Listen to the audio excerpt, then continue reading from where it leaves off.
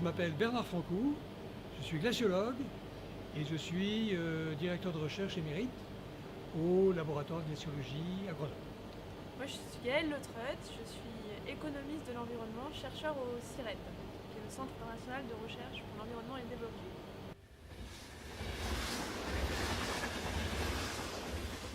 Pourquoi des scientifiques? Eh bien parce que nous sommes des scientifiques, nous nous intéressons à certains objets.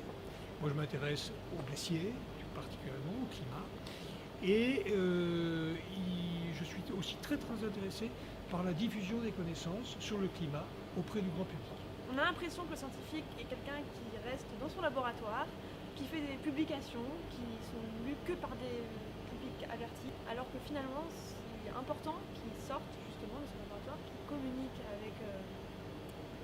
avec le public et qu'il montre que ce qu'il fait a une vraie vocation et qu'il soit porté jusqu'au débat national et international en fait.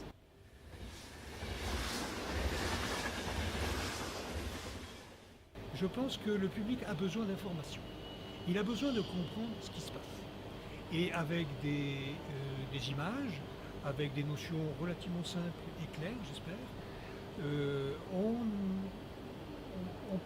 j'espère qu'on permet à ce grand public de se faire une idée sur ce qui se passe et ce qui pourrait se passer dans le futur.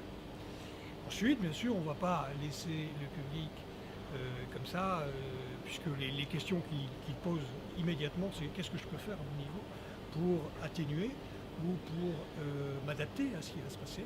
Donc il y a une deuxième rame dans ce train où on s'applique justement à donner des solutions pour que le public soit conscient que des enjeux qui sont à son niveau et de ce qu'on peut faire justement pour soit atténuer l'évolution climatique telle qu'elle est tracée par des modèles, par exemple, par certains modèles, et soit s'adapter à ce qui va se passer.